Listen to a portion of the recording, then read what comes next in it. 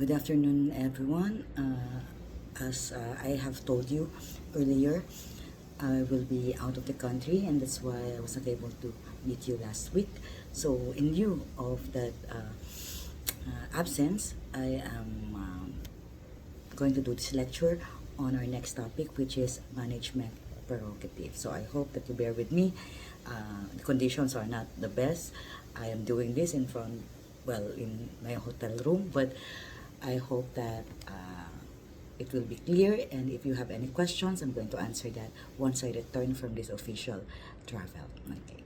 So, what are the so-called management prerogatives?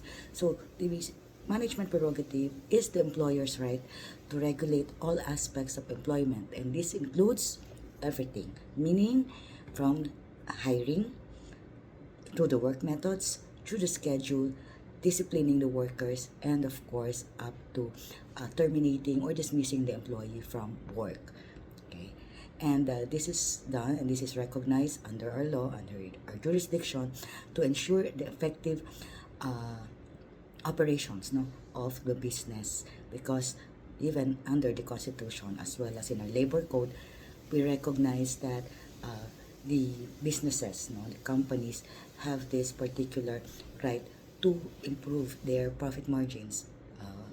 Say in the first place, they will not go into business if they are not uh, earning from it, if they're not getting income from it. So as long as that is the reason, the purpose for the exercise of management prerogative, then it is okay. But this is not absolute. Okay, remember that the exercise of management prerogative is not absolute. Why? Because there are limitations which are set by our labor laws, by the Constitution, of course. It is also limited by the agreements in the collective bargaining agreement, or the CBA. It is also limited by what are provided for in the respective employment contracts of the employees which are concerned, and of course by the existing company rules as well as practices. So what do I mean by this? For instance, if under our labor laws, under labor standards, of course, we have the minimum standards that the employer must meet in order to comply with the law, then yun yung gagamitin. For instance, minimum wage. So you cannot go below the minimum wage, even if doing so would increase your profit, of course, that is obvious, but the employer cannot do that. Okay, they must still pay the minimum wage. Now, another thing would be, let's say, the number of hours of work. Even if you want to push your employees to work, let's say, past 8 hours, yes, you may do so, but the regular working hours is only 8 hours a day. And therefore, if you go beyond 8 hours per day, you have to pay them the so-called overtime pay. Now, you can also make them work during nighttime, but you have to pay the premium pay for the nighttime work.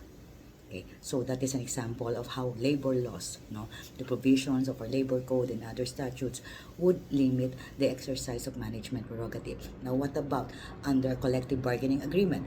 So, for instance, the establishment is organized, meaning that there is a union already and there is a registered collective bargaining agreement which was already concluded between the management as well as the sole and exclusive bargaining agent, or the union, which won the last certification elections. So what would happen is, if in the collective bargaining agreement it says that you have to pay this particular amount as allowance, then you have to comply with that.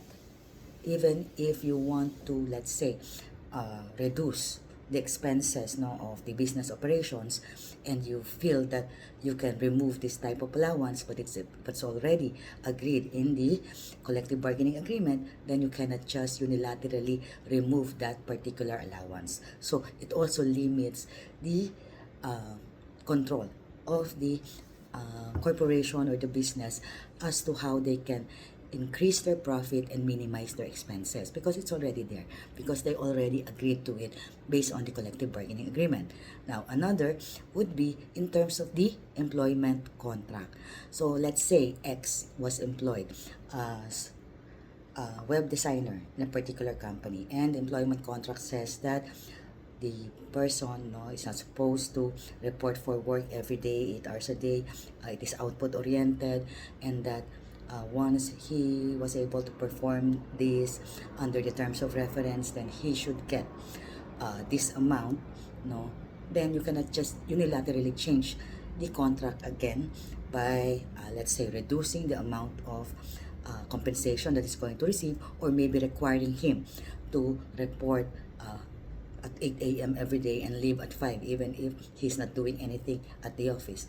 So it depends on the provisions of the employment contract. That is another limitation on the right of the management to control the work of the particular employee. And finally, we have the company rules and practice. Now, this time, when we talk about company rules, that is also a manifestation of management prerogative, because through the company rules and policies, the management is able to set the schedule, set the work methods, of course, put in there the provisions regarding employee conduct. So yes, they can still do that. However, no, if they put in there, no, a company rule, or maybe a practice which has eventually ripened into some sort of a company policy, then they cannot again unilaterally just change it. Okay, so it serves as a limitation also on the exercise of management prerogative.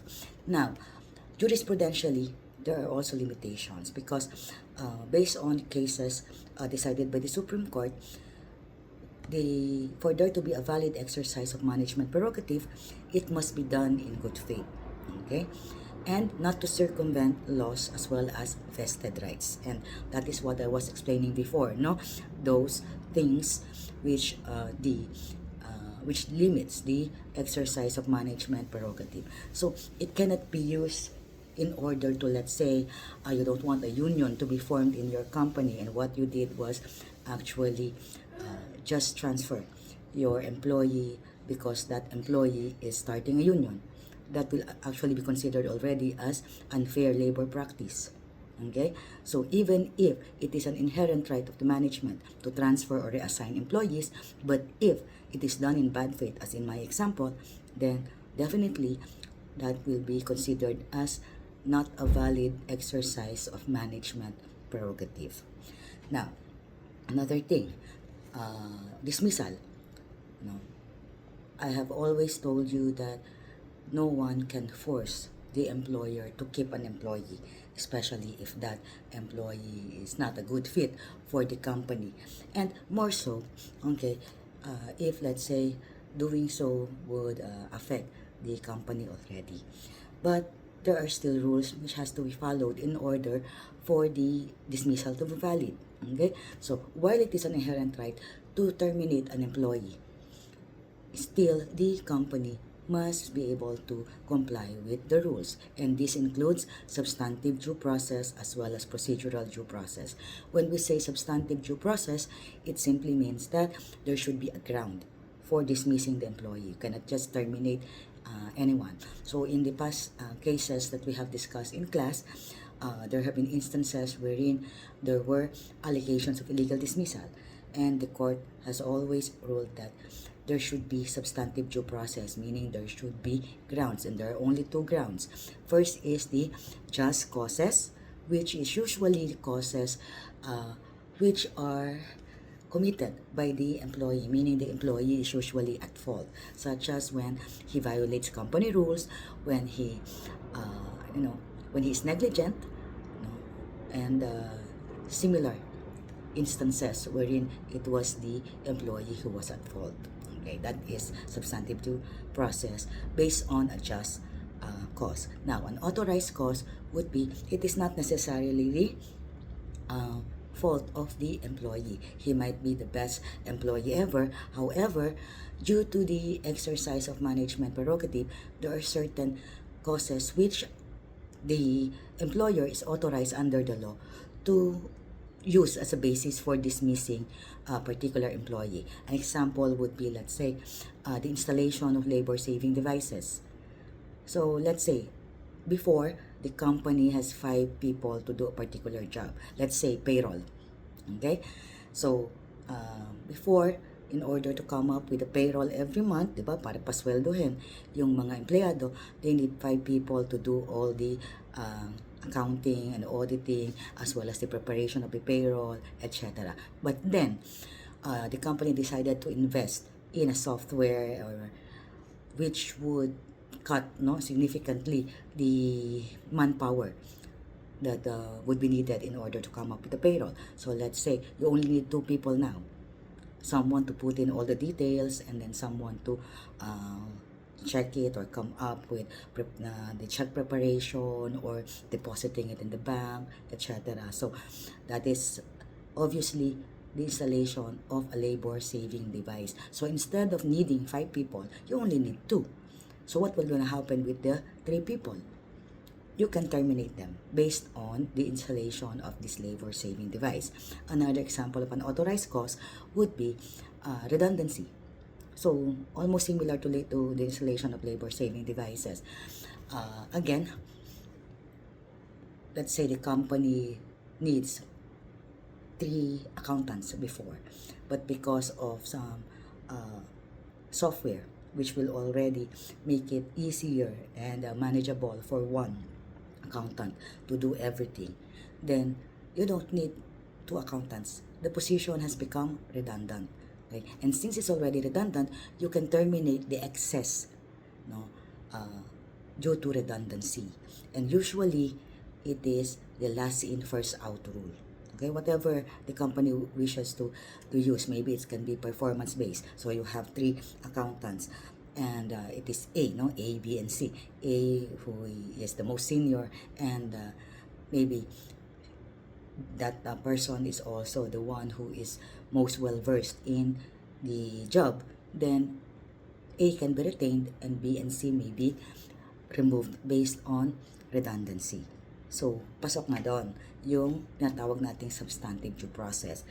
Now, second part of this, to make dismissal as a valid exercise of management prerogative is the procedural due process. So, let's say, you have either just or authorized cause. Wala tayong problema sa substantive due process. But, even if you have that, you still need to follow the second requirement, which is procedural due process, meaning that you must follow the twin notice rule. What is the twin notice rule?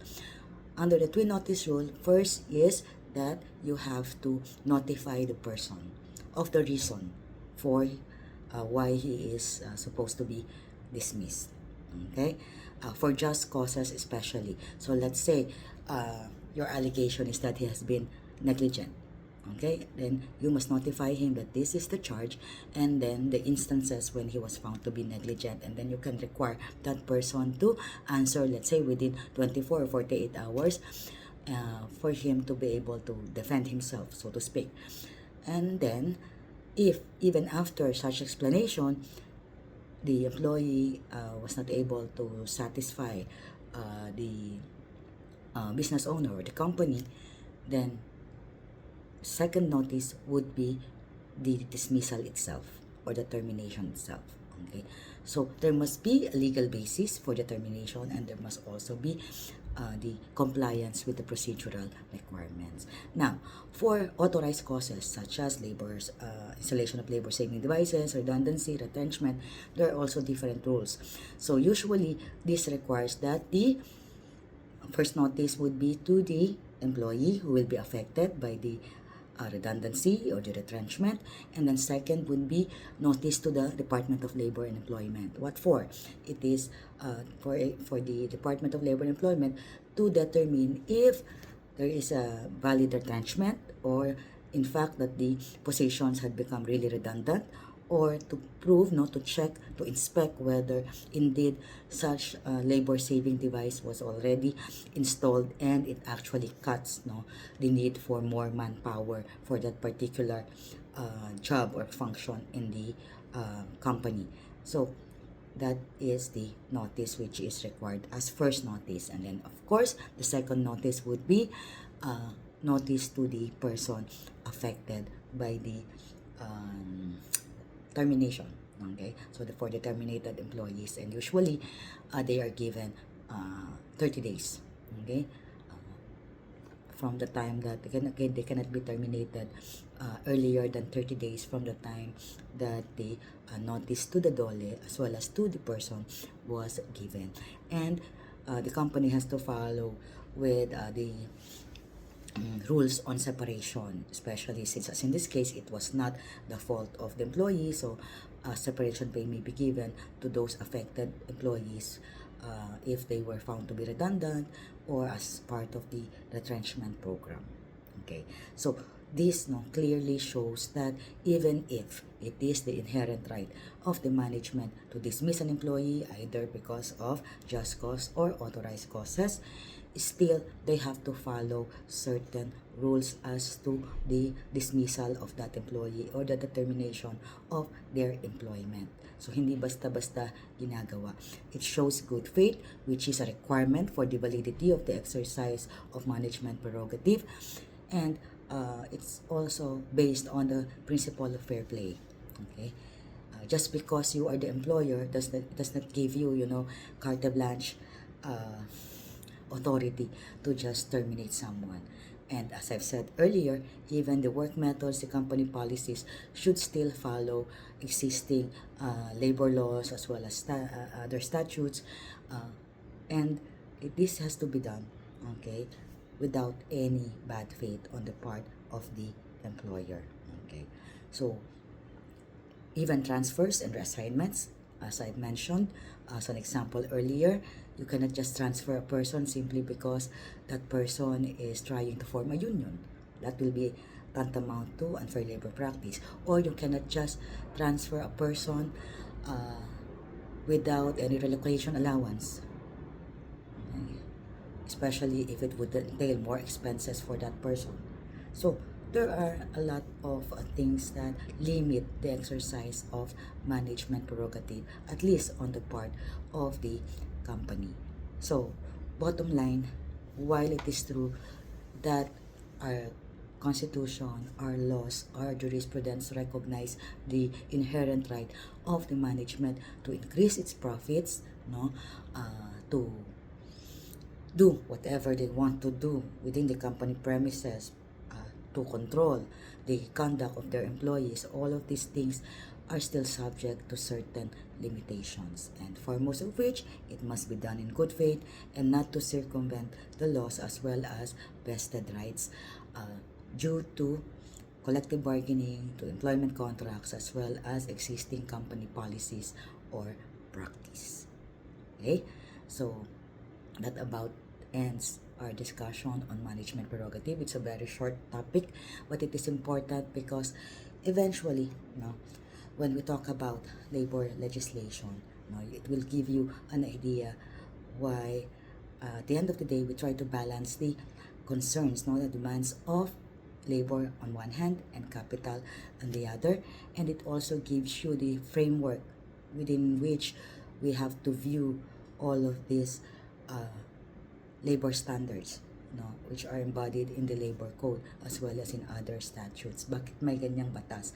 Bakit ito? Bakit hindi po pwedeng gawin ni employer to? Bakit pwede niya itong gawin pero hindi po pwede na basta-basta lang? Bakit kahit ninakawan na siya, kailangan pa rin siyang sumunod dun sa rule on notifying the person before actually terminating that employer, that employee?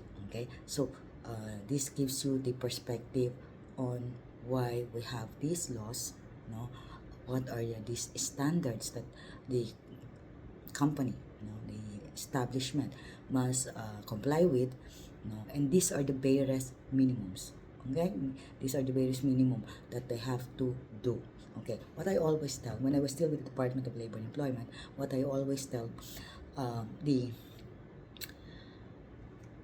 management is this: do not give anything which you cannot continue.